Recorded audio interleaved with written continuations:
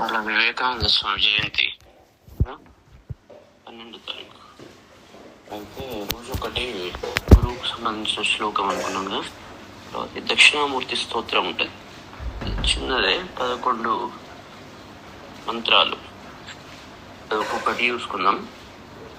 ఏంటి అంటే గురవే సర్వలో ఫస్ట్ ఈశ్వరో గురురాత్మేతి మూర్తిభేదాత్ విభాగిని వ్యోమవత్ వ్యాప్తదేహాయ దక్షిణామూర్తయే నమః.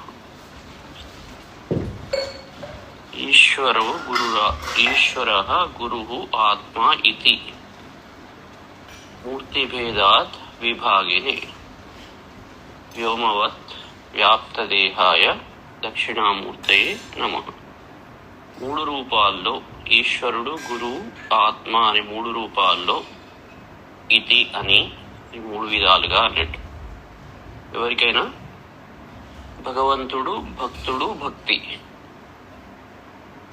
అట్లనే గురువు శిష్యుల మధ్య టాపిక్ ఏం నడుస్తుంది? భగవంతుడు. అట్లా ప్రతి దాంట్లో ధ్యానధ్యాతృ ధ్యేయం 3 త్రిపుటి అంటారు, 3 నడుస్తుంది అన్నట్టు. ఈశ్వర, గురువు, ఆత్మ అని 3 ఉన్నారు. ఇది మూర్తి భేదాద్ విభాగిని. ఈ మూర్తి భేదాలు రూపానికి, మూర్తులు అంటే రూపము, నామము, ఈ రూపాల్లో 3గా విభజింపబడ్డారు. విభాగిని విభజింపబడిన అంటే ఈ 3 రూపాల్లో ఎవరు ఉంటారు అంటే దక్షిణామూర్తి ఉంటాడు.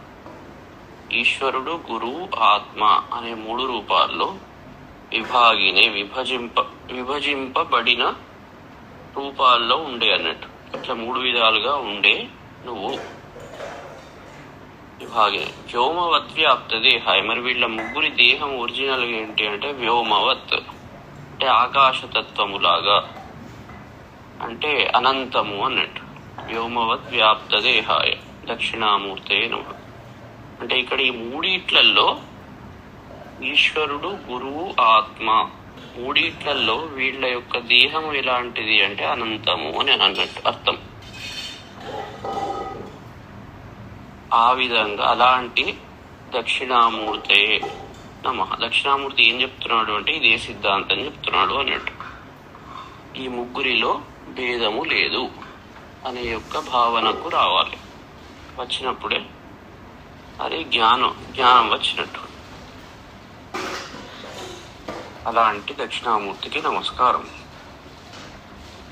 అందుకే మౌన వ్యాఖ్య ప్రకటితం పరబ్రహ్మద. అందుకే మౌనమే వ్యాఖ్య ఆయనకు. మౌనము అంటే అర్థం ఏంటి అంటే మననం చేసేది, మననం ద్వారా వచ్చేది మౌనం. అంటే శబ్దము అనేది మనం మామూలుగా ఏమనుకుంటాం, శబ్దము అన్ని మాట్లాడేందుకున్నది అని అనుకుంటాం, ఏది పడుతుంది. కానీ మునులు వాళ్ళు డబ్బా కొట్టుకునేందుకు మాట్లాడరు. వాళ్ళు ఏంటి అంటే,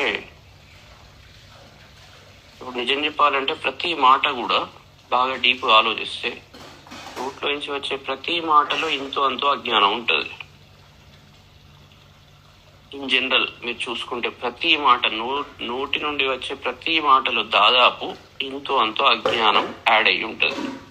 ఈ మామూలు విద్య వేరు, అపరా విద్య వేరు, జ్ఞాన విద్య వేరు.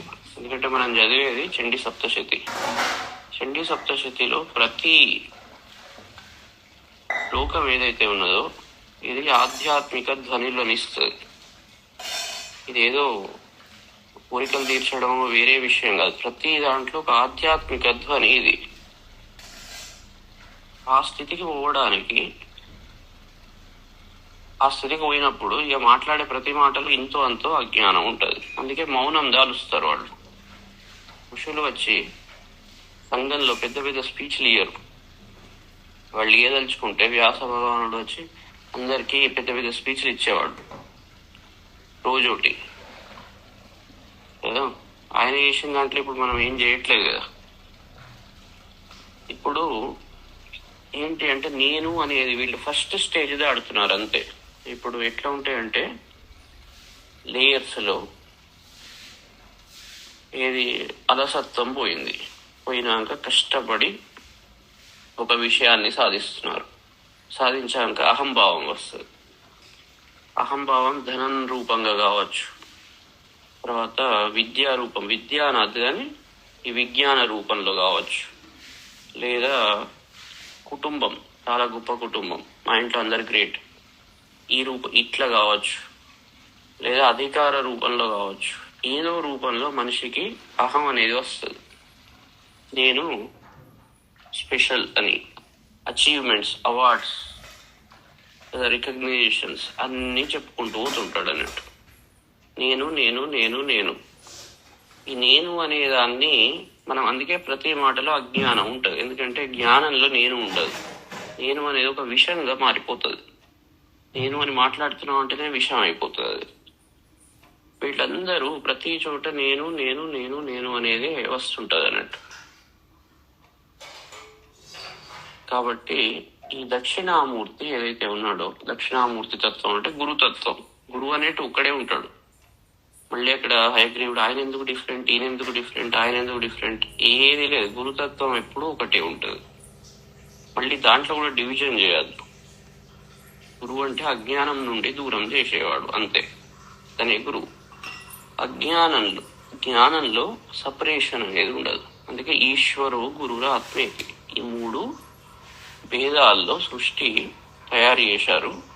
ఈ మూడు వేదాల యొక్క దేహము వ్యోమవత్ ఆకాశ రూపంలో ఉంటుంది అని చెప్తున్నాడు. అంతే. ఒక్కొక్క శ్లోకం చూసుకుంటే మనకు గురువు అంటే ఏంటి, ఎందుకంటే మనం నేర్చేదంతా ఇది జ్ఞాన విద్య. జ్ఞానం వైపు ప్రయాణం చేయాలి మనం.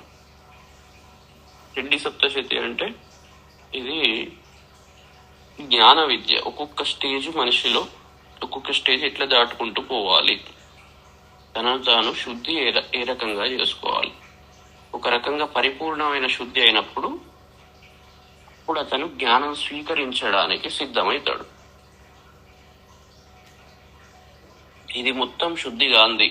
సప్తశతి ద్వారా పూర్తి శుద్ధి కానంత వరకు వాళ్ళు దానికి రెడీగా ఉండరు. ఏమంటారంటే, లేకుంటే ఏమవుతుందంటే ఒరిజినల్ది విషయం చెప్పినప్పుడు అది నాటుకోదు కరెక్ట్గా. కాబట్టి ఫస్ట్ మనం శుద్ధి చేసుకోవాలి. దీని ద్వారా నేను అనే భావం కంప్లీట్గా ఎగిరిపోవాలి. అచీవ్మెంట్స్, గొప్పలు ఇవి చెప్పుకుంటూ కాదు. మనం నేర్చుకున్న సబ్జెక్ట్ కూడా ఒక్క నిమిషంలో దేవికి మనం తేడా వచ్చిందంటే ఒక నిమిషంలో కూడా మొత్తం ఎగిరిపోవచ్చు.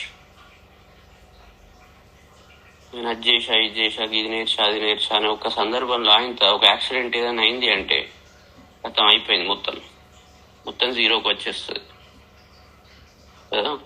కాబట్టి దేన్ని చూసి కూడా ఎగరడం మంచిది కాదు. అది చాలా ఇంపార్టెంట్. ఎందుకంటే విద్యా దదాతి వినయం. వినయం లేదు అంటే ఆ విద్య వ్యర్థం. కాబట్టి వినయం చాలా ఇంపార్టెంట్. ఇది చాలా మంచిగా ఎప్పుడు మనం నిరంతరం గుర్తుపెట్టుకోవాలి.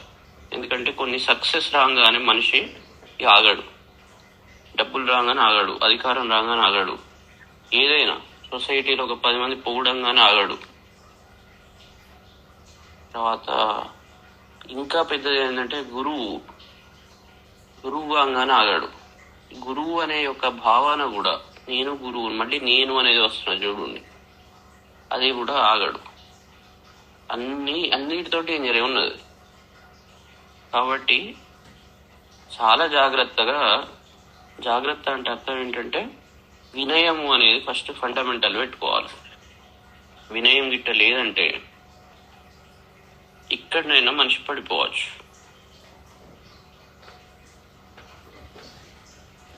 అందుకే శ్రీ విద్య అనేది గురువు విద్య. అక్కడ గురువు దగ్గర వాడు వినయం చూపెట్టాల్సిందే, తప్పదు. అది నేను చూపెట్టను అంటే అతను అది ఎప్పటికైనా డేంజర్ అయ్యాడు.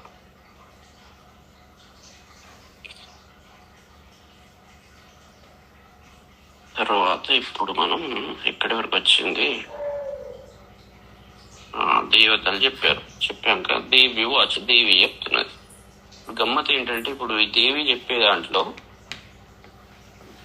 ఇలాంటి రాక్షసులు ఉంటారు. అర్థమవుతుంది. వైవస్వతే అంతరే ప్రాప్తే అష్టావింశతి మే యుగే శుంభో నిశుంభశ్చైవాన్య ఉత్పత్స్యతే మహాసురౌ. ఇప్పుడు ఒరిజినల్ గా ఇది ఎప్పుడు జరిగింది? స్వారోచిష మన్వంతరంలో జరిగింది. మేధా ఋషి ఎప్పటివాడు? 2వ మన్వంతరం అయిన స్వారోచిష మన్వంతరంలో ఈ విషయం చెప్పాడు. కానీ ఇక్కడ ఏం చెప్తున్నాడు? ఫ్యూచర్ గురించి ఇదే టాపిక్ లో ఫ్యూచర్ చెప్తున్నాడు. వైవస్వతే అంతరే ప్రాప్తే, వైవస్వత మన్వంతరం 7వ మన్వంతరం అయిన వైవస్వత మన్వంతరం వస్తూ ఉండగా అష్టావింశతి మే యుగే 28వ యుగంలో, అంటే ప్రస్తుతం నడిచేది 28వ మహాయుగం. ఇప్పుడు 7వ మన్వంతరం 28వ మహాయుగం. అంటే ఈ శుంభ నిశుంభులు ఇప్పటి కాలం వాళ్లే అన్నట్టు. శుంభో నిశుంభశ్చైవాన్య ఉత్పత్స్యతే అంటే పుడతారు అని చెప్తున్నాడు అన్నట్టు. అప్పుడు చెప్పినప్పుడు ఫ్యూచర్ లో పుడతారు వీళ్ళు. శుంభ నిశుంభులు అనేవాళ్ళు వైవస్వత మన్వంతరంలో పుడతారు. అంటే ఇంతసేపు చెప్పిన టాపిక్ అంతా శుంభ నిశుంభులను చంపే టాపిక్. అది ముందర జరుగుతుంది అన్నట్టు ఇక్కడ చెప్తున్నాడు.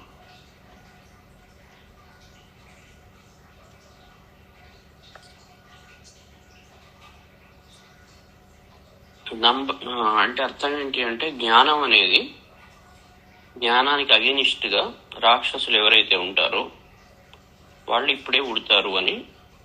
అంటే మరి ఇప్పుడు కలియుగంలోనే శుంభ నిశుంభులు ఉన్నట్టు అర్థం మనలోనే. అంటే కలియుగం ఎప్పుడైతే ఉంటుందో దాంట్లో జ్ఞానం అనేది ఎగిరిపోతుంది. ఇంకా డీప్ గా ఆలోచిస్తే ఈ కలియుగం అనేది, కలియుగం గాని వేరే యుగం గాని ఏదైనా యుగాలు ఒక రకంగా మనలోనే ఉంటాయి. అన్ని యుగాలు అది చేసుకుంటూ పోతే మీకు అర్థమవుతుంది, చేస్తుంటే ప్రతి వాళ్లకు. అయితే చూద్దాం. మహాసురు దీంట్లో చెప్పిన టాపిక్ టెక్స్ట్ అయితే ఫస్ట్ విందాం. ఏం చెప్తున్నాడంటే, శుంభో నిశుంభశ్చైవాన్య ఉత్పత్స్యతే మహాసురు. ఈ శుంభ నిశుంభులనే మహాసురులు పుడతారు. ఉత్పత్స్యతే ఎప్పుడు అంటే వైవస్వత మన్వంతరంలో 28వ యుగంలో పుడతారు. పుట్టినప్పుడు ఏం చేస్తాను అంటే, నందగోప గృహే జాత యశోదా గర్భ సంభవ తతస్థౌ నాశయిష్యామి వింధ్యాచల నివాసిని. నందగోప గృహే జాత, నందుని ఇంట్లో నేను పుట్టి, ఎవరికి అంటే యశోద గర్భ సంభవ, యశోద గర్భంలో పుట్టి, తతస్థౌ నాశయిష్యామి వింధ్యాచల నివాసిని. కృష్ణుని కన్నా ముందు పుట్టిన మహామాయ ఎవరైతే ఉన్నారో ఆమె వింధ్యాచల నివాసిని. వింధ్యాచలంలో ఉండి వాళ్లను చంపుతాను అని చెప్తున్నాడు. తర్వాత నెక్స్ట్ ఇక్కడికి అయిపోయింది. ఎవరిది అయిపోయింది? శుంభ నిశుంభులది అయిపోయింది. అంటే శుంభ నిశుంభులను చంపింది వింధ్యాచల నివాసిని అయిన ఆ దేవి, ఆ రూపంలో చంపింది. పునరప్యతి రౌద్రేణ రూపేణ పృథ్వీతలే అవతీర్య హనిష్యామి వైప్రచిత్తాంస్తు దానవ భక్షయంత్యాశ్చ తాన్ ఉగ్రాన్ వైప్రచిత్తాన్ మహాసురాన్ రక్తదంతా భవిష్యంతి దాడిమీకు సుమోపమా. తర్వాత మళ్ళీ పునరపి, ఆ తర్వాత అతిరౌద్రేణ రూపేణ ఉగ్ర రూపంలో పృథ్వీతలే భూమండలం మీద వైప్రచిత్తాస్తు దానవాన్ విప్రచిత్తులు అనే దానవులను నేను హనిష్యామి చంపుతాను. భక్షయంతి తాన్ ఉగ్రాన్ భక్షయంత్యాశ్చ తాన్ ఉగ్రాన్ వైప్రచిత్తాన్ మహాసురాన్ రక్తదంతా భవిష్యంతి దాడిమీకు సుమోపమా. అప్పుడు ఈ వైప్రచిత్తులు అనే అసురులను నేను భక్షయంతి తినివేస్తాను. అప్పుడు నా పేరు, అప్పుడు ఎట్లా అంటే రక్తదంతా భవిష్యంతి, అలా తినివేసినప్పుడు నా యొక్క దంతాలు రక్తంగా మారిపోతాయి. దాడిమి కుసుమోపమ. అంటే దానిమ్మ పువ్వులే దాడిమి ఫలము అంటే దానిమ్మ ఫలము. వాటి యొక్క పువ్వులే, పువ్వు ఎట్లా ఎర్రగా ఉంటుంది, దానికి సమానంగా నా యొక్క దంతాలు అవుతాయి. అంటే దీన్ని ఎట్లా తీసుకోవాలి అంటే, దంతాలు అంటే వాక్, దాని నుంచే వాక్ శక్తి వస్తుంది. ఆ వాక్కు విమర్శనాశక్తి రూపంలో, అందుకే అతిరౌద్రేణ రూపేణ అని ముందు చెప్పాడు. విమర్శ శక్తి రూపంలో ఈ విప్రచిత్తులు అంటే అర్థం ఏంటి అంటే, వీళ్ళు కూడా చాలా తెలివివంతులు, కానీ వీళ్ళు జ్ఞానానికి విరుద్ధం. ప్రకృష్టమైన ఏదైతే జ్ఞానం ఉన్నదో దానికి విరుద్ధంగా ఉండే జ్ఞానము ఎవరికైతే ఉంటుందో విప్రచిత్తులు. చాలా వీళ్ళ తెలివి మామూలు తెలివి కాదు, వీళ్ళేం తక్కువ కాదు. అందుకే దేవతలకు గురువు బృహస్పతి, రాక్షసుల గురువు శుక్రాచార్యుడు. శాస్త్రజ్ఞానము ఇవన్నీ బృహస్పతి కన్నా శుక్రాచార్యుడికి ఎక్కువ ఉండేది. కానీ పర్పస్, వాళ్ళు యూజ్ చేసే పర్పస్ దేనికి ఉంటది అంటే రజోగుణం, స్వార్థానికి ఉంటది అన్నట్టు. స్వార్థం కోసం తెలివి అనేది యూజ్ చేస్తారు. భగవంతుడు అన్ని ఇస్తాడు, కానీ దాన్ని దీనికోసం యూజ్ చేస్తున్నాము అనేది చాలా ఇంపార్టెంట్. అక్కడ మన విద్య కానీ మన విషయాలు ఏవైనా అవి దీనికోసం ఎట్లా సౌండ్ అవుతున్నాయి, అవి దాంట్లో వినయం సౌండ్ అవుతున్నదా లేదా డప్పు కొట్టుకుంటూ సౌండ్ అవుతున్నదా, ఇది చాలా ఇంపార్టెంట్ మనం అబ్జర్వ్ చేసేది. విప్రచిత్తులు కూడా చాలా తెలివివంతులు, మామూలు తెలివి కాదు. కానీ వాళ్ళంతా దీనికోసం ఉపయోగిస్తుంటారు అంటే ఆ పర్పస్ స్వార్థం కోసం, రజోగుణాన్ని చూపెడతారు కదండి. అలాంటి వాళ్లను, అందుకే రజోగుణ స్వభావంతో, మళ్ళీ రక్తము అనేది రజోగుణానికి సింబల్. దాంతో అంటే దేనికి తగ్గట్టు అదే లక్షణాలతో, అదే విమర్శనాశక్తితో వాళ్లను నేను భక్షిస్తాను అని చెప్తున్నది. తర్వాత తతో మాం దేవతా స్వర్గే మర్త్యలోకే చ మానవా స్తువంతో వ్యాహరిష్యంతి సత్తం రక్తదంతిక. అప్పుడు దేవత తతో, ఆ తర్వాత మాం నన్ను, దేవతలు స్వర్గే మర్త్యలోకే అంటే స్వర్గంలోనూ దేవతలు, మర్త్యలోకంలో మానవులు నన్ను ఏమంటారంటే సతతం రక్తదంతికాం స్తువంతః వ్యాహరిష్యంతి. అంటే నన్ను స్తుతిస్తూ వాళ్ళు నన్ను రక్తదంతిక అనే పేరుతో పిలుస్తారు అని చెప్తున్నారు. భూయశ్చ శతవార్షిక్యాం అనావృష్ట్యాం అనంబసి. ఇప్పుడు ప్రస్తుతం నిజం చెప్పాలంటే లోకంలో ఎక్కువ ఇట్లనే ఉంది. తెలివికి ఏం తక్కువ లేదు, అందరికీ నాలెడ్జ్ చాలా ఓపెన్ గా ఉన్నది. కానీ దాని ఎందుకు యూజ్ చేస్తున్నాము, దాని ఇంటర్ప్రిటేషన్స్ ఏంటి అనే దాంట్లో చాలా తేడా వస్తున్నది. ఎవరికి వాళ్ళు ఇంటర్ప్రిటేషన్ చేసుకుంటూ వాళ్ళ ఇదేమంటారు పర్సనల్ బెనిఫిట్ కోసం ఉపయోగిస్తున్నారు. ప్రతి విద్యను పర్సనల్ బెనిఫిట్ కోసం యూజ్ చేస్తున్నారు. యూజ్ చేసుకొని ఏమంటారంటే సుపీరియారిటీ, వినయం అనే దాన్ని కోల్పోయి అసలైన గురు విద్యను పక్కకు పెట్టి సైడ్ లైన్స్ అవుతున్నాయి అన్నట్టు. అట్లా అయినప్పుడు ఏమవుతుందంటే అది రజోగుణ తమో గుణాలనే పెంచుతుంది తప్ప ముక్తికి దారి తీయదు. ముక్తి, ఆధ్యాత్మ విద్య అంటే మోక్షం కోసం ఏదైతే ఉంటుందో అది మళ్ళీ రజోగుణాన్ని పెంచదు. ఇప్పుడు మొత్తం జరుగుతున్నది ఏంటంటే రజోగుణాన్ని పెంచుతున్నది. అంటే నేను అంటేనే అది నేను అనే భావాన్ని రజోగుణం. అహం నేను అంతే. ఎన్ని వచ్చినా మళ్ళీ నేను మాత్రం పోతులేదు. నేను అనేది ఎప్పటి వరకు అయితే నశించదో ముక్తి ఎట్లా వస్తుంది? ఎప్పుడు చాలా సింపుల్. నేను అనేది వస్తున్నది అంటేనే ముక్తి అక్కడే ఎగిరిపోతున్నది. నేను చాలా సుపీరియర్, నాకు ఉన్నంత తెలివి ఎవరికి లేదు, తర్వాత నా దగ్గర ఇన్ని కోట్ల రూపాయలు ఉన్నాయి, నాకు ఇన్ని బిజినెస్లు ఉన్నాయి, నా దగ్గర ఇంత అధికారం ఉన్నది, నేను చెప్తే ఎవరైనా వింటారు. తర్వాత మొత్తం నా వాళ్ళలో ఇట్లా నేను అనేది వస్తుంటది కదా, ఇది ఎప్పటి వరకు అయితే వస్తుందో అప్పటి వరకు వానికి ముక్తి లేదు. ఇది గుర్తుపెట్టుకోండి బాగా గట్టిగా. ఎందుకంటే మనం చదివేది చండీ సప్తశతి. ఆమె చంపింది మహిషాసురుణ్ణి, నేను అనేటాడిని. మొత్తం అన్ని రాక్షసులు అంటే వాళ్ళు ఏదో ఇట్లా కూరలు ఇవి వేసుకొని పోయేటాడు కాదు, మనలో ఉండే ఇట్లాంటి బుద్ధులు అన్నట్టు. వీళ్ళే రాక్షసులు. నేను ఒక 100 మాటలు మాట్లాడితే దాంట్లో ఇదే మాట వస్తుంది. దాని ధ్వని అంటారు. లోపల నుంచి ఏం సౌండ్ అవుతున్నది.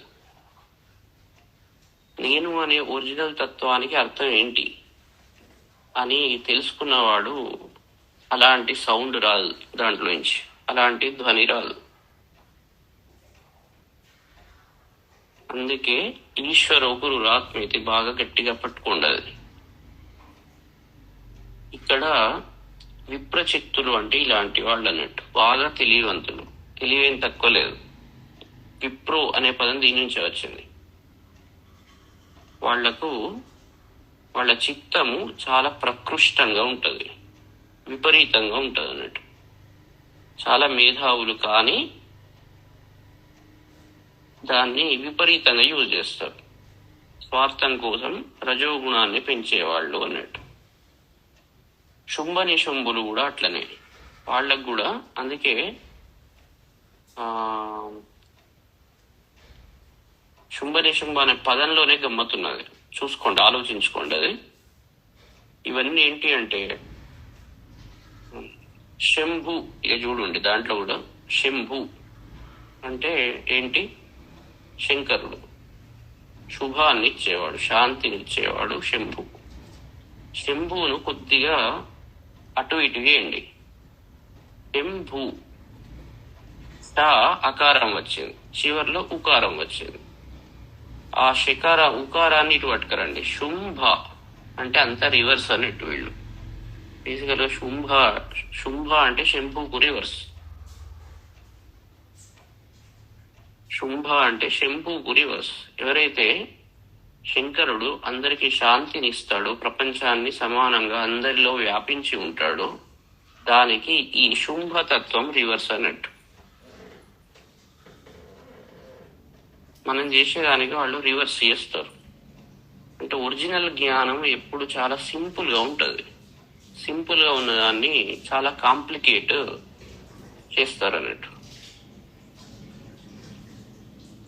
శంభుతత్వము సర్వవ్యాపి. రుద్రంలో ఏం చెప్పారు? మొత్తం వ్యాపించే శీలము గలవాడు, అందరిలో ఉన్నాడు, ప్రతి వాళ్ళల్లో ఉన్నాడు. ఆయన లేని ప్లేస్ లేదు. కానీ శుంభ ఏమవుతుందంటే ఒక్క దగ్గరనే ఉంటాడు, అన్ని నా దగ్గరనే ఉన్నాయి అనుకుంటాడు.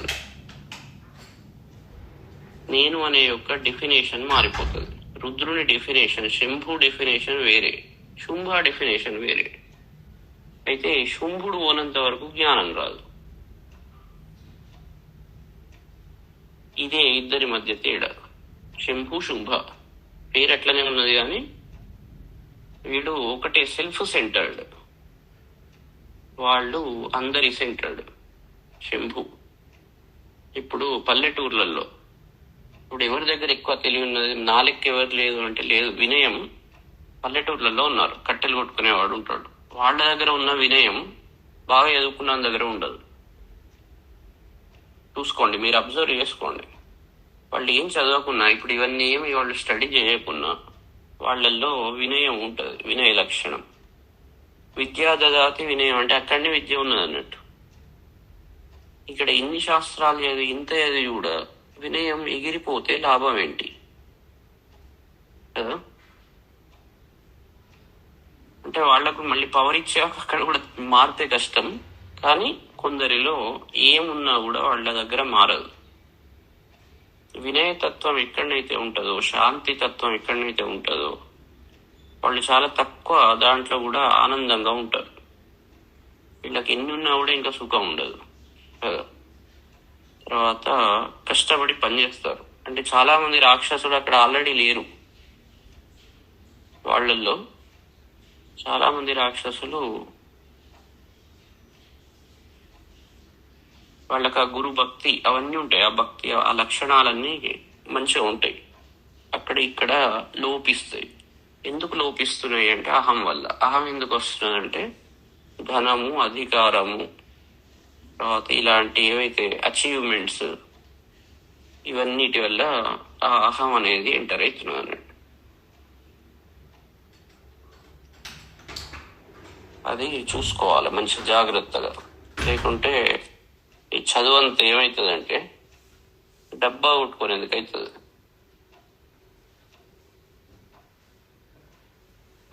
తర్వాత ఇక్కడ వరకు వచ్చింది.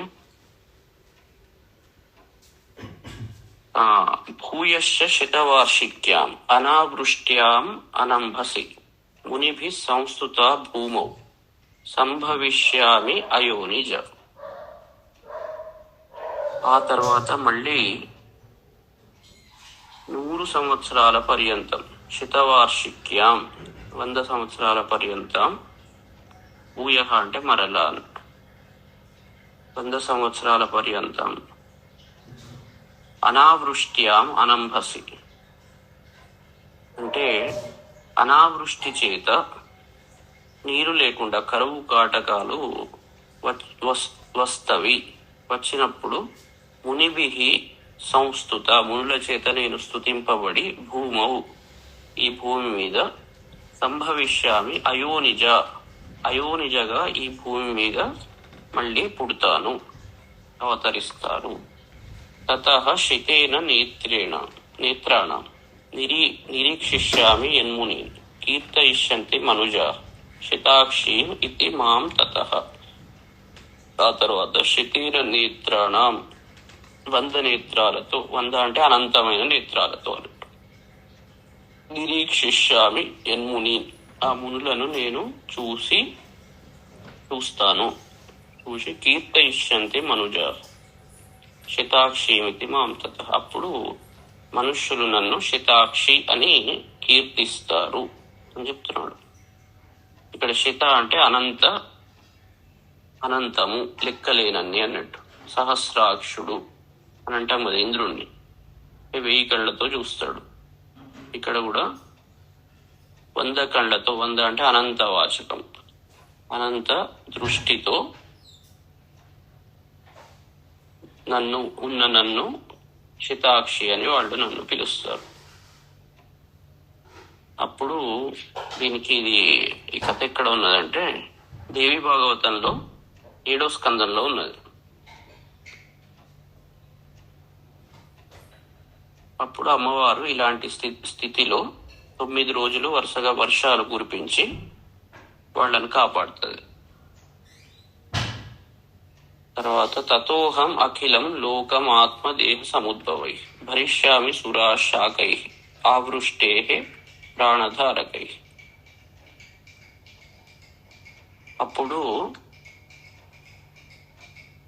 నా నుంచి పుట్టిన ఈ వర్షం ద్వారా పుట్టిన ఆవృష్టే శాకై ప్రాణధారకై అంటే ఈ వర్షం ద్వారా పుట్టిన శాఖాలు అంటే కూరగాయలు, ఫుడ్ అన్నట్టు, దానితో శాకంబరీతి విఖ్యాతి తథా యాస్యాం అహం భువి. అప్పుడు నన్ను శాకంభరి అని వాళ్ళు, ఈ కూరగాయలన్నిటిని నేను భరించాను కాబట్టి శాకంభరి అని భూమండలంలో నన్ను పిలుస్తారు. అక్కడికి అయిపోయింది. తర్వాత తత్రైవచ వదిష్యామి దుర్గమాఖ్యం మహాసురం దుర్గాదేవికి విఖ్యాతం తన్మే నామ భవిష్యతి. దుర్గమాసురుడు, ఆఖ్యం దుర్గమ అనే అసురుడు, వాడెవరైతే ఉంటారో వాడిని నేను తర్వాత చంపుతాను. ఆ తర్వాత దుర్గాదేవి అనే పేరు నాకు వస్తుంది. ఒక్కొక్క అవతారం గురించి చెప్తున్నాను అన్నట్టు.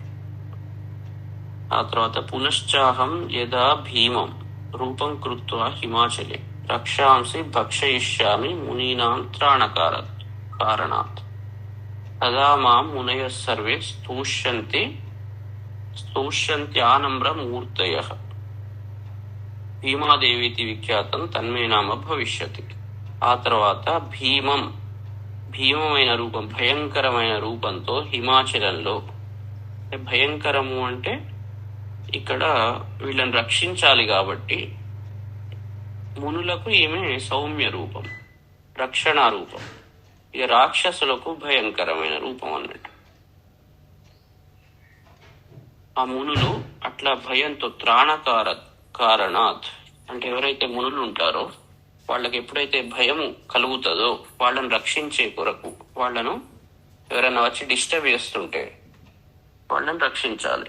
అప్పుడు దానికోసం నేను భీమం రూపం, భయంకరమైన రూపాన్ని పొంది, భయపెట్టే రూపాన్ని పొంది రక్షాంసి భక్షయిష్యామి, రాక్షసులను తినివేస్తాను. అంటే దీని అర్థం ఏంటి అంటే మునుల్లో అంటే మననం చేసుకునే వాళ్ళల్లో ఎప్పుడైతే భయం కలుగుతుందో ఆ భయాన్ని దూరం చేసే రక్షణాశక్తి అన్నట్టు. మనలోనే ఆమె ఈ మనకు భయం అవుతుంటది, అయ్యో అదేమవుతుందో ఇదేమవుతుందో, ఇట్లా బతకడం ఇట్లాంటి సందర్భాల్లో అమ్మవారిని మనం ఆ రక్షణ రూపంలో ఊహించుకున్నప్పుడు, ధ్యానించినప్పుడు ఆమె మనలోని భయాన్ని పోగొట్టి అభయం ఇస్తుంది. అప్పుడు ఆ రకంగా తదా మాం మునయ సర్వే స్తోష్యంతి ఆనమ్రమూర్తయః అంటే వాళ్ళు నమ్ర స్వభావంతో, వినయ స్వభావంతో అన్నట్టు నన్ను స్తుతిస్తారు. ఆ తర్వాత నా పేరు భీమాదేవితి విఖ్యాతం తన్మే నామ భవిష్యతి. అప్పుడు నా పేరు భీమా అనే పేరుతో నేను ఈ లోకంలో విఖ్యాతి పొందుతాను. ఆ తర్వాత యదా అరుణాఖ్య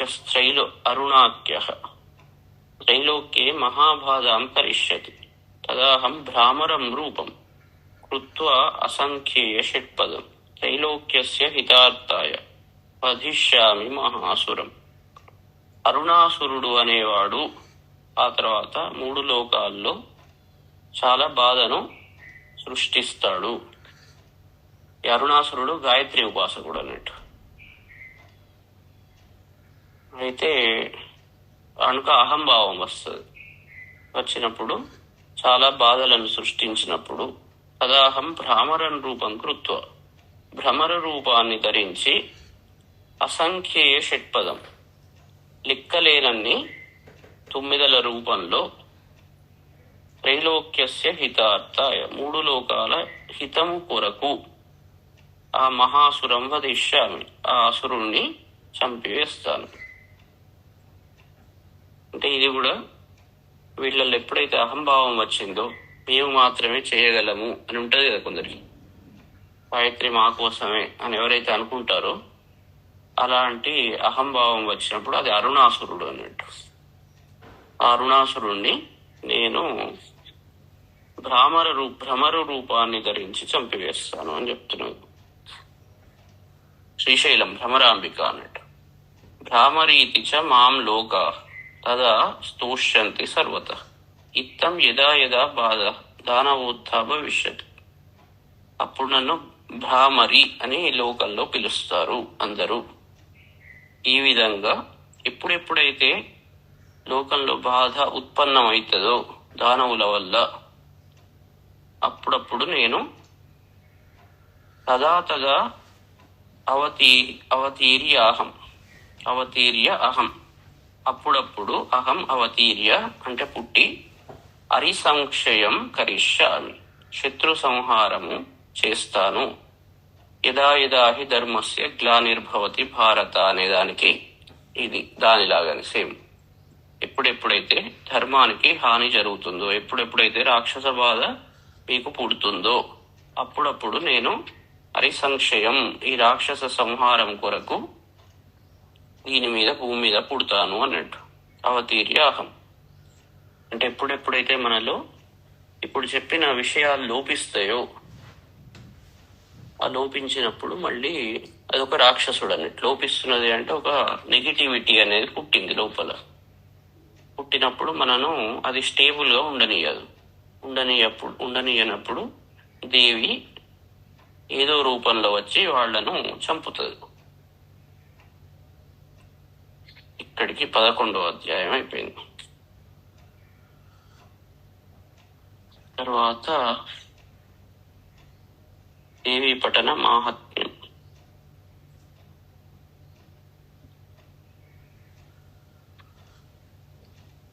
అంటే లక్షణాలు మంచి గుర్తు పెట్టుకోండి. ఫస్ట్ దేవి ఎప్పుడెప్పుడు అవతరిస్తుంది, ఇందులో స్టేబుల్ స్టేట్ ఏంటి, ఇది చాలా కష్టం చెప్పడం. కానీ ఫండమెంటల్ బేసిక్ ప్రాపర్టీస్ అయితే స్టేబుల్ స్టేట్ కు బేసిక్ ప్రాపర్టీస్ ఏంటంటే వినయం ఉంటున్నదా లేదా, అది ఉంటలేదు అంటే రాక్షసులు ఎంటర్ అయినారు అని అనుకోవాలి. తర్వాత గురుభక్తి ఉంటుందా లేదా, ఉంటలేదు అంటే రాక్షసుడు ఎంటర్ అయినాడు అని. తర్వాత శాంతి ఉంటున్నదా లేదా, ధైర్యం ఉంటున్నదా లేదా. తర్వాత ఈ ఫండమెంటల్ బేసిక్ క్వాలిటీస్ ఎప్పుడైతే ఉంటున్నాయో మనం కరెక్ట్ ఉన్నాము అన్నట్టు. వీటిలలో తేడా వస్తున్నది అంటే రాక్షసులు ఎంటర్ అయినారు అన్నట్టు. ఇది బాగా గుర్తు పెట్టుకోవాలి. చండీ సప్తశతి యొక్క పారాయణం మొత్తం పర్పస్ ఏంటి అంటే ఇలాంటి నెగిటివిటీస్ మొత్తం మన నుండి దూరం చేసుకోవడానికి. చాలా ఈ మాట మళ్ళీ మళ్ళీ ఎందుకు చెప్తున్నా అంటే మనకు లోపల ఎప్పటి నుంచో కొన్ని ఉంటాయి కదా, లోపల ఇంప్లాంట్ చేయబడ్డాయి అన్నట్టు.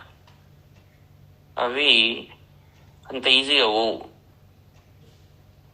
చెప్పింది గాలికి మళ్ళీ ఎగిరిపోతుంది కొద్దిగా కాగానే. కాబట్టి నిన్న చెప్పినట్టు ఆ విషయాన్ని మళ్ళీ మళ్ళీ వింటుంటే దాని శక్తి అనేది మనలో ప్రవహించి దాన్ని తట్టుకోగలుగుతాం. ఎందుకంటే బయట ఎక్కువ జనరల్ గా చండీ సప్తశతి అనగానే ఈ విధంగా చెప్తారు, అది మొత్తం పడిపోయింది మనకు విని విని విని విని అది బ్రెయిన్ లో ఎంటర్ అయింది. ఆ ఎంటర్ అయిన విషయం ఎరేజ్ కావాలంటే కొద్దిగా మంత్ర జపం చేయాలి. చెప్పిన విషయాన్ని మళ్ళీ మళ్ళీ చెప్తే అది మంత్ర జపం అన్నట్టు, దాని రూపంలో లోపలికి వస్తుంది. చండీ సప్తశతి ప్రతి మంత్రము ఒక ఆధ్యాత్మిక ధ్వని అని గుర్తుపెట్టుకోండి. దీని పర్పస్ మనలో ఉన్న రాక్షసులను తీసివేయడానికి, అంతే సింపుల్. ప్రతి ఒక్క లైన్ కూడా దాని లోపల ఆధ్యాత్మిక నాలెడ్జ్ ఉన్నది, కానీ వ్యర్థంగా ఏదో లేదు. ఎప్పుడైతే మనం పరిశుద్ధం అవుతామో అప్పుడు మన వల్ల ఆటోమేటిక్ ఆ రేస్ అట్లనే బయటికి పోతాయి. మనం పరిశుద్ధం కాకుండా లోపలికి పోతే మన యొక్క అజ్ఞానాన్ని లోకానికి అదే ప్రచారం చేస్తుంటాం. మనలో ఉన్న అజ్ఞానాన్ని ప్రచారం చేస్తుంటాం, అది ఇంకా డేంజర్. అంధేనైవ నియమాన యథాంధాహ పరిస్థితి వస్తుంది. దీనివల్ల నెగిటివిటీ అంటబెట్టినట్టు అవుతుంది అందరికి. కాబట్టి మనలో ఉన్న ఫండమెంటల్ దుర్గుణాలను తీసివేయాలి. ఫండమెంటల్ దుర్గుణాలు ఏం నేర్చుకున్నాం ఇప్పటి వరకు? అలసత్వము ఒక రాక్షసుడు. తర్వాత 2 కోరిక, 2 రాక్షసుడు. 3 అహంభావం, మహిషాసురుడు. తర్వాత ధూమ్రాక్షుడు. దృష్టి మొత్తం పొగతో కప్పి వేసినట్టు ఉంటే ఎట్లా ఉంటది, దృష్టి దోషం అన్నట్టు. ఏం చేయను, వివేక శూన్యం, ఏం చేయను అర్థం కాని పరిస్థితి. తర్వాత చెండముండులు, దురాలోచనలు.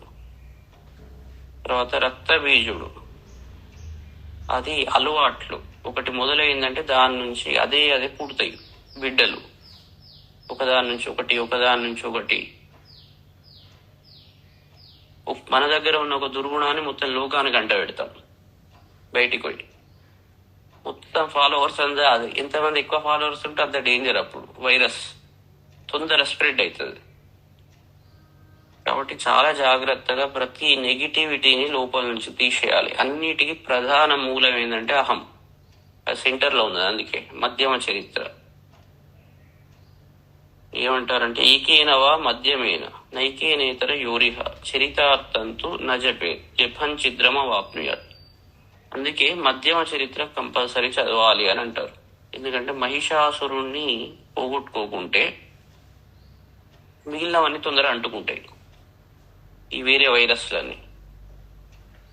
కాబట్టి ముఖ్యంగా ఉండాల్సింది వినయ లక్షణం. అక్కడనే గురు భక్తి, గురువు ద్వారానే. అందుకే విద్య ఎవరిది వాళ్ళు ఎందుకు చదవరు అంటే దానికి రీజన్ ఏంటి అంటే ఎవరిది వాళ్ళు చదవచ్చు, పెద్ద ఏం లేదు విషయం. మొత్తం ప్రింట్ చేసిన అందరూ కొడితే మొత్తం వచ్చేస్తుంది. ఇప్పుడు అన్ని ఇంటెలిజెన్స్ అన్నీ ఉన్నాయి, లెక్కలేనన్ని పైసలు ఉన్నాయి, లెక్కలేనన్ని పుస్తకాలు ఉన్నాయి. కానీ వీటి వల్ల ఏం వస్తుంది అంటే మీకు అహంభావం వస్తుంది. ఇదే దీంట్లో ఉన్న పెద్ద దోషం. పిల్లలకు కూడా ఆలోచించుకోండి, ఇదివరకు ఎంత డిపెండెన్సీ ఉంటుంది, మ్యూచువల్ డిపెండెన్సీ. ఇప్పుడు ఏమనుకుంటున్నారంటే మేము ఇండిపెండెంట్ అనే ఫీలింగ్ వచ్చేసింది. సో మీరు నాకేం చెప్పేది, నాకు అన్ని తెలుసు అనే ఫీలింగ్ వచ్చేసింది. వచ్చినప్పుడు అహంభావం డామినేట్ చేస్తుంది. అది అన్నిటికన్నా మిగిలిన రాక్షసులు అన్నిటికీ అది సెంటర్. అది విప్రచిత్త అంటే ఏది ప్రకృష్ట జ్ఞానం ఉన్నదో దానికి ఇది వ్యతిరేకం అన్నట్టు. కాబట్టి దాన్ని ఫస్ట్ ఫండమెంటల్ గా చూసుకుంటూ ముందడిపోవాలి. అహం అనేది విడవనంత వరకు ఏ విద్య కూడా ఎన్ని నేర్చినా, ఎన్ని మంత్రాలు నేర్చినా, ఎన్ని వేదాల పైన కింద తిప్పి కొట్టినా, ఎంత చదివినా అంత వేస్ట్. ఇది మాత్రం గుర్తుపెట్టుకోవాలి.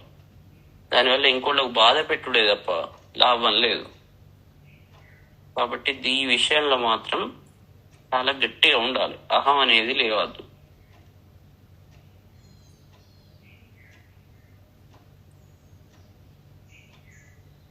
సో వినయం అనేది మంచి గట్టిగా పట్టుకోవాలి. అందుకే గురుభక్తి ద్వారా మాత్రమే జ్ఞానం, గురువు ద్వారానే జ్ఞానం వస్తుంది.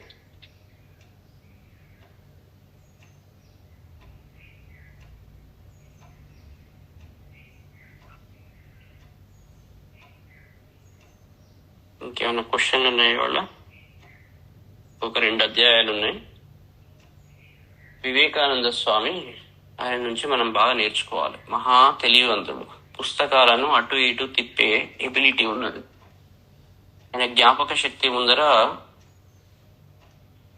చాలా మంది అంటే ఆ జ్ఞాపక శక్తి మామూలుగా రాదు. అంత అనలిటికల్ పవర్ ఉన్నది, అన్ని ఉన్నాయి. రామకృష్ణ పరమహంస మామూలుగా చూస్తే సింపుల్ వ్యక్తి కదా,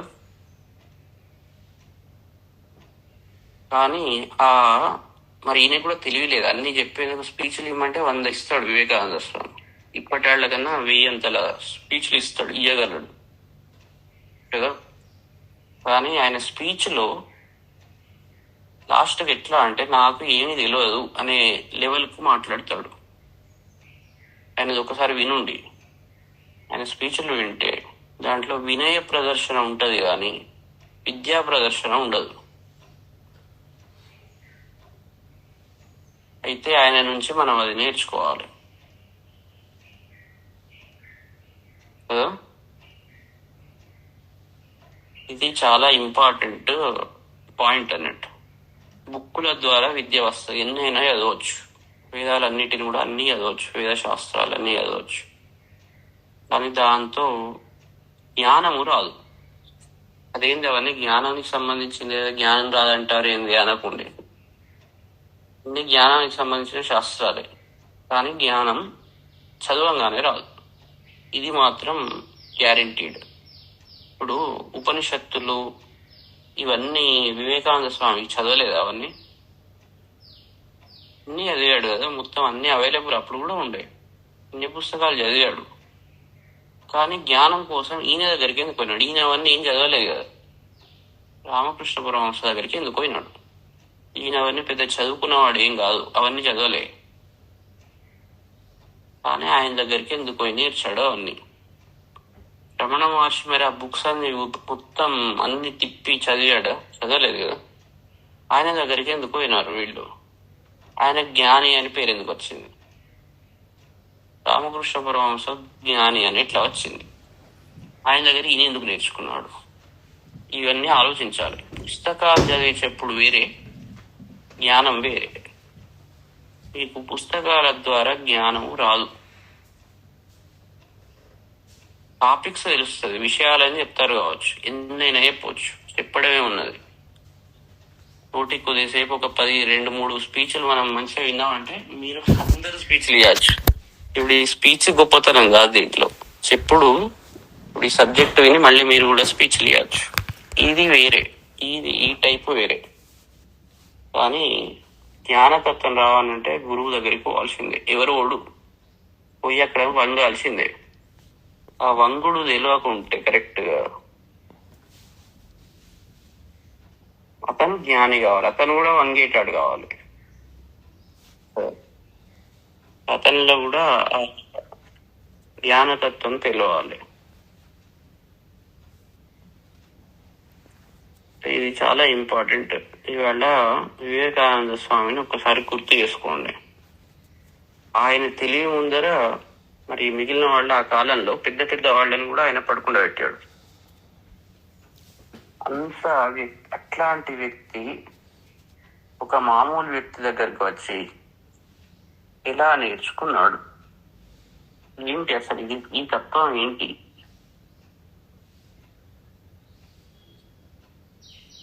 కానీ ఆయనకు ఇప్పటి కొందరిని చూస్తే డిఫరెన్స్ ఏంటి అంటే ఆయన దగ్గర ఉన్న ఒకటి నిజంగా తెలుసుకోవాలి. ఎందుకంటే నాట్ ఫుల్లీ సాటిస్ఫైడ్, అన్ని చదివాడు కానీ ఆయన మొత్తం సాటిస్ఫాక్షన్ పొందలే.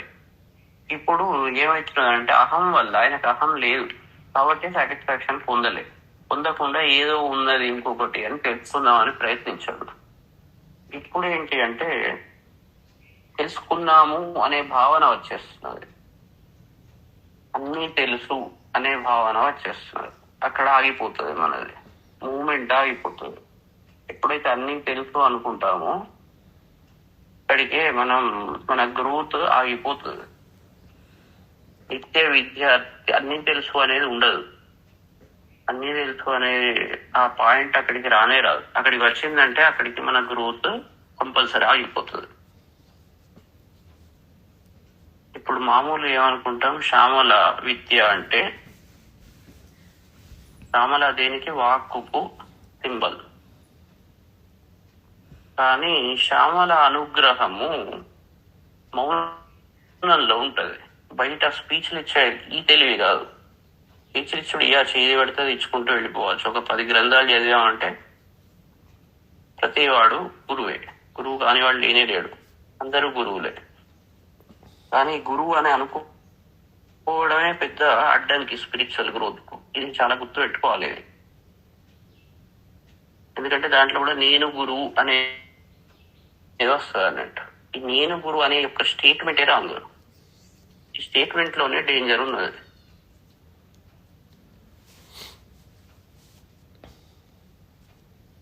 మంచిగా ఆలోచించాలి. అందరూ బాగా ఆలోచించండి. ఇది ఏంది విచిత్రంగా మాట్లాడుతున్నాడు ఏంది అనుకోవద్దు. ఎందుకంటే విద్య విచిత్రంగానే ఉంటది. జ్ఞానము, విద్య అంటే జ్ఞానం. ఆ జ్ఞానం అది వినయాన్ని ఇచ్చేది. అది సబ్జెక్ట్ ఓన్లీ జస్ట్ కొన్ని విషయాలు చెప్పేది కాదు. ఇది జనరల్ బయట ఇప్పుడు వ్యాకరణం ఇవన్నీ ఈ సబ్జెక్టులు డిఫరెంట్, జ్ఞానబోధ డిఫరెంట్. ఎందుకంటే చండీ సప్తశతి అనేది జ్ఞానానికి శుద్ధికి సంబంధించింది. జ్ఞానానికి రెడీ చేస్తుంది. అది మనిషిని జ్ఞానం పొందడానికి ప్లాట్ఫామ్ తయారు చేస్తుంది. పొలాన్ని మంచిగా దున్ని పెడుతుంది. ఇప్పుడు దాంట్లో విత్తు వేస్తే కరెక్ట్ గా మొలకెత్తుతుంది.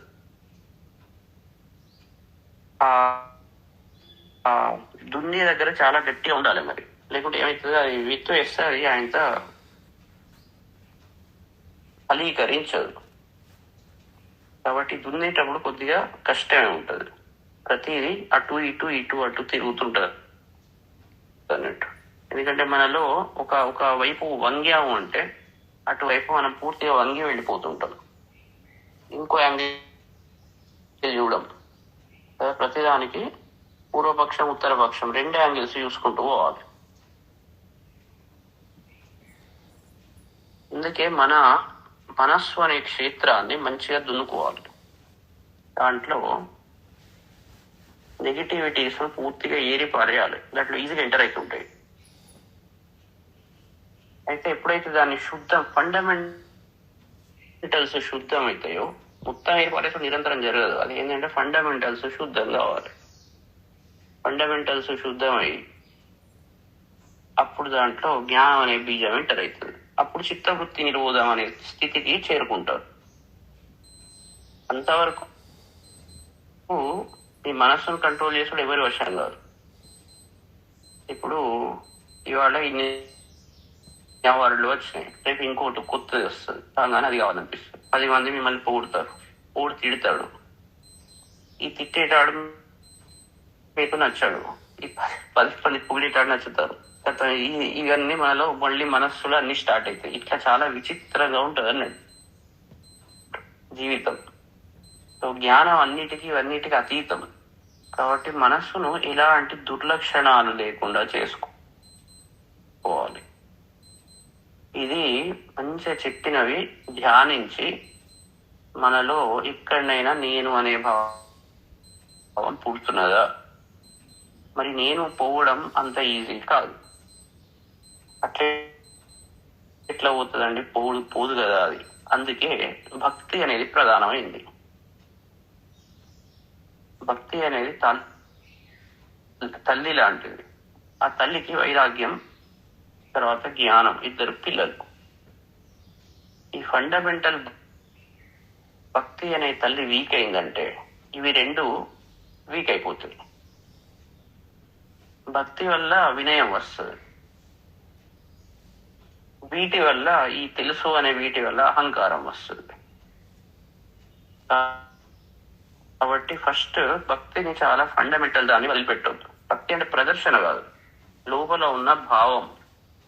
ఆ భావాన్ని మీరు చాలా జాగ్రత్తగా కాపాడుకోవాలి. పైన అనిపించేది కాదు అది.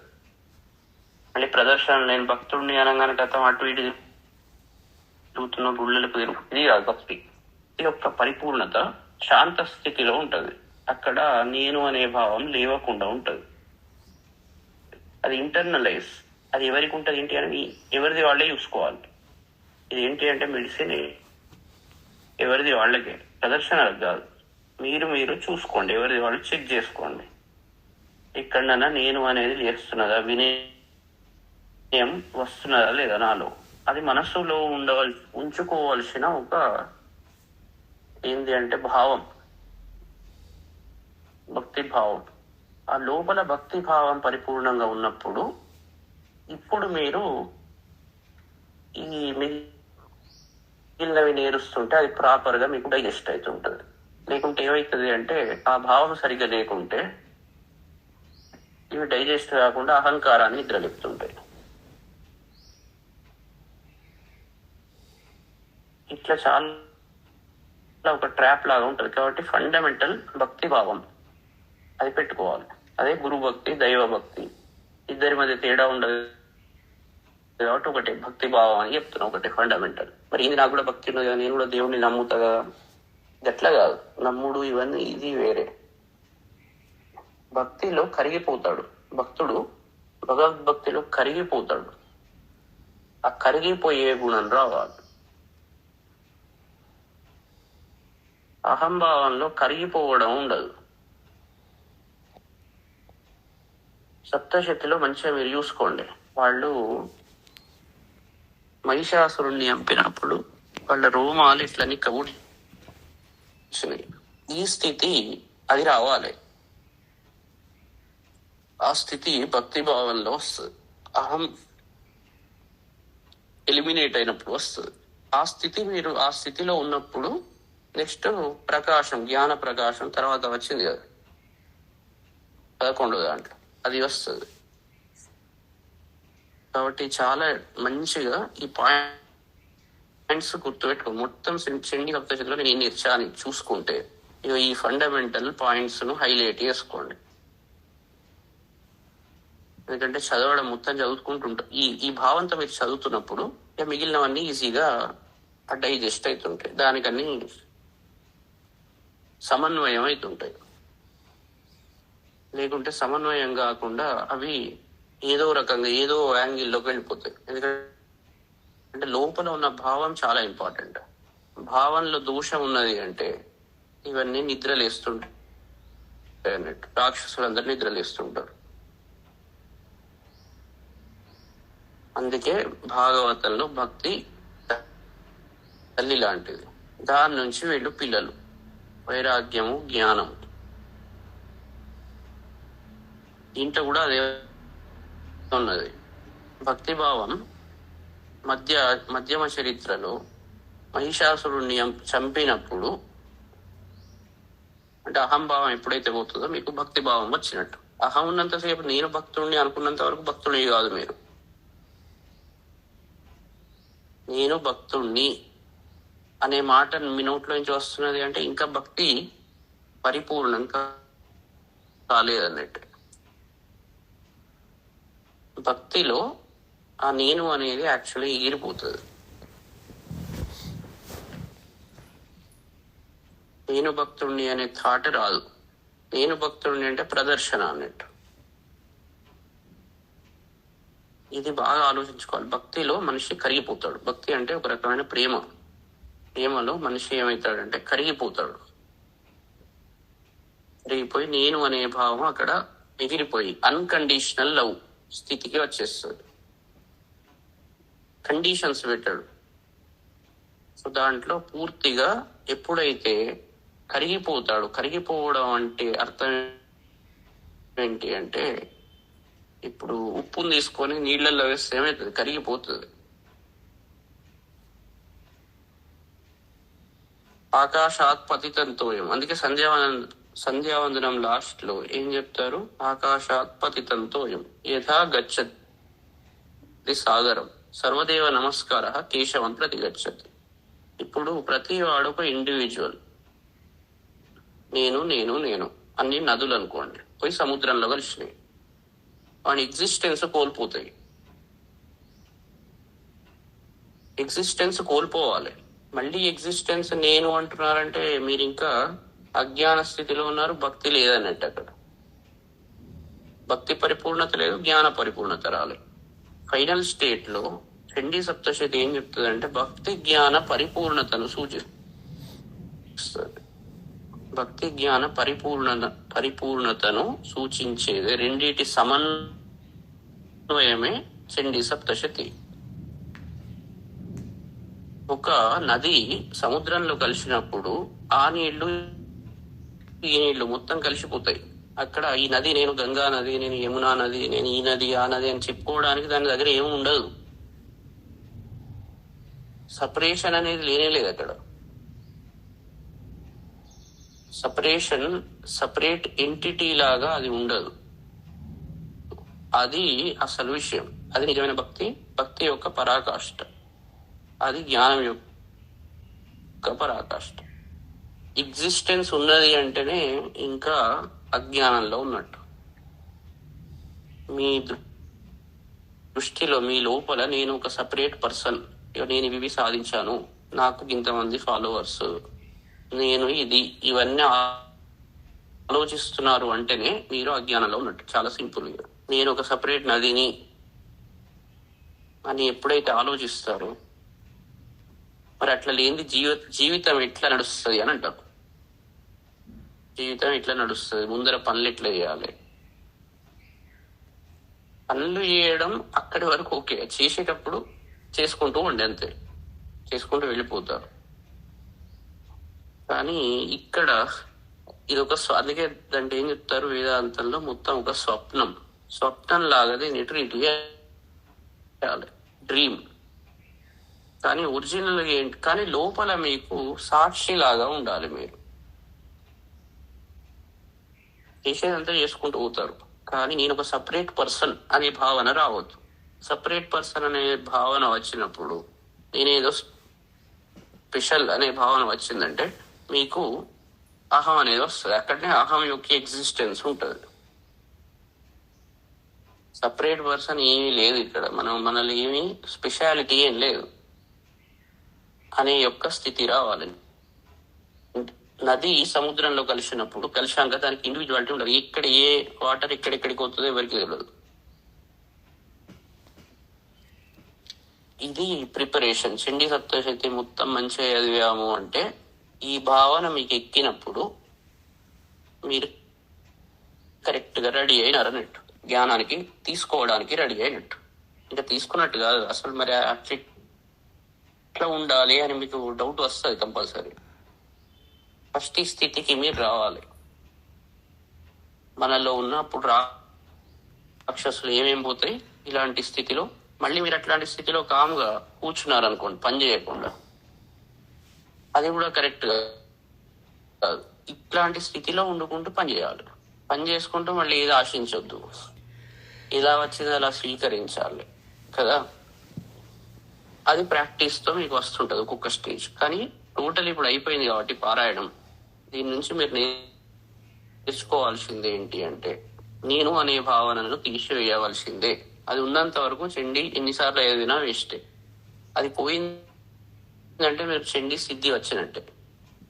అది మీరు ఆలోచించుకోవాలి. మళ్ళీ నాకు పోయిందండి అని చెప్పాల్సిన అవసరం లేదు, ఎవరికి పక్కళ్ళకి చెప్పాల్సిన అవసరం లేదు. అది మళ్ళీ ప్రదర్శనే, ఎవరిది వాళ్ళకే తెలుసుకోవాలి. మీరు ఆలోచించుకోండి మీ లోపల, ఎవరికి చెప్పొద్దు. మళ్ళీ చెప్తున్నారంటే మళ్ళీ మీ దగ్గర ఉన్నట్టే. ఇది మీరు ఫీల్ కావాల్సిన విషయం, ఒకళ్ళకి చూపెట్టుకునే విషయం కాదు. చెప్పడానికి రాకపోవచ్చు, విన్నవానికే రావచ్చు.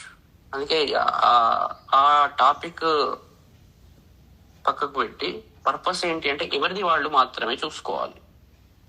ఎందుకంటే అట్లా ఉన్నప్పుడే మీలో ఆ షైనింగ్ వస్తుంది. అది ఇంకోళ్ళకి చెప్పేది కాదు, అది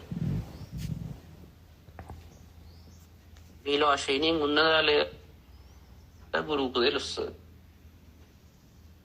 మీరు చేయాల్సిన పని నేను అనే భావనను తీసివేయవలసిందే.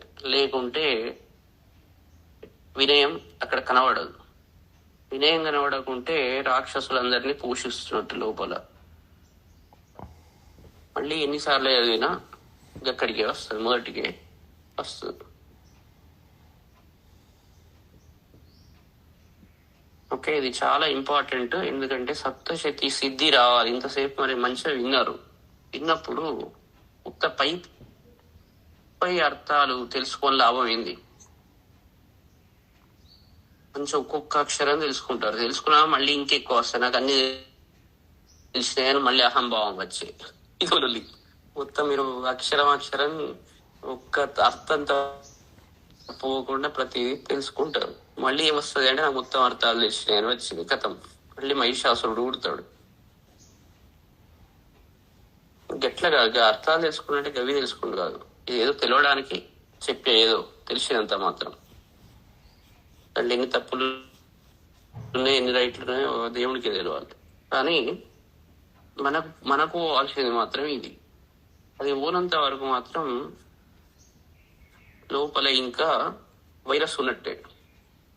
ఓకే, దాని మీద ఫోకస్ చేయండి. భావం గట్టిగా పెట్టుకోండి. లోపల దేవి కాంతి రూపంలో ఈ అజ్ఞానాన్ని, ఈ అహంభావాన్ని అంతా ఆమె దూరం చేస్తున్నది. మొత్తం ఆమెనే నిండిపోయింది. నేను అనే అది ఏమీ లేదు, మొత్తం ఆమెనే, దేవినే ఉన్నది, నేను ఇక్కడ ఉన్నా అని అనుకోవాలి. ఆమెనే మొత్తం నిండిపోయినాక నేను అనేదాన్ని ఆమె ఎగరగొట్టింది, నేను అనే అంధకారాన్ని ఆమె ఎగరగొట్టింది అని ఫీల్ కావాలి. ఇది మళ్ళీ ఎవరికో చూపెట్టుకుంటా నేను నాకేదో వచ్చింది వాళ్ళ కొత్తగా అని కాదానికి కాదు, మీరు ఫీల్ అయ్యేది. ఇది ఎవరిది వాళ్ళు దాంట్లో ఉండడానికి, ఆనందంగా ఉండడానికి,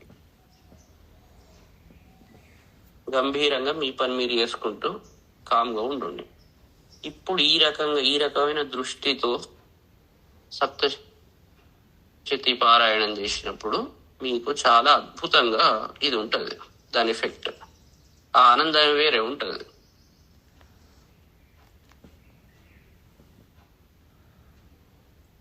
ఓకే, సంక్రాంతి కరెక్ట్ అయిపోతున్నది. ఇంకొక 2 చాప్టర్లు ఉన్నాయి. రేపు ఒకటి, ఎల్లుండి ఒకటి, 13, 14. సో 15 సంక్రాంతి. ఆ రోజు మంచిగా పారాయణం చేసుకోండి, ఓపిగ్గా చేయండి మొత్తం. దాంట్లో కొద్దిగానైనా కనీసం ముఖ్యమైన స్తోత్రాలు ఉన్నాయి కదా, 4 స్తోత్రాలు ఉంటాయి. రాత్రి సూక్తం, దేవీ సూక్తం, దుర్గా సూక్తం, నారాయణీ సూక్తం.